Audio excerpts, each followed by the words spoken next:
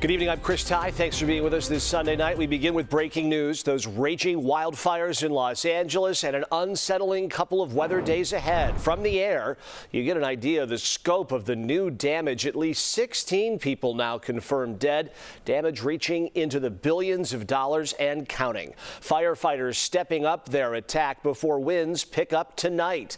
We have team coverage from L.A., including our own Charlie DeMar, who's on the ground there. But we begin with Laura Haefeli tonight. Flying above the smoke and flames, a California Air National Guard helicopter dumps fire retardant on the Palisades fire. As multiple wildfires continue to rage despite massive efforts over the past few days, residents are hoping to return to their neighborhoods.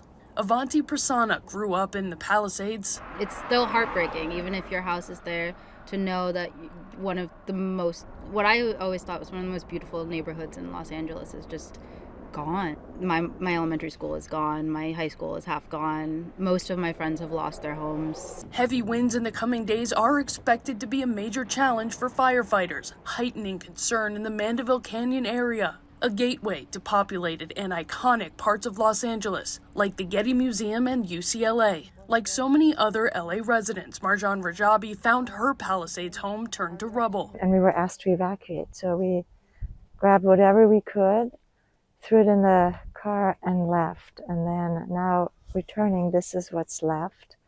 Everything is decimated. The town is decimated. As the blazes enter the new week, California firefighters are joined in battle by those from 8 other states, Mexico, and Canada. Laura Haefeli, CBS News, Los Angeles, California.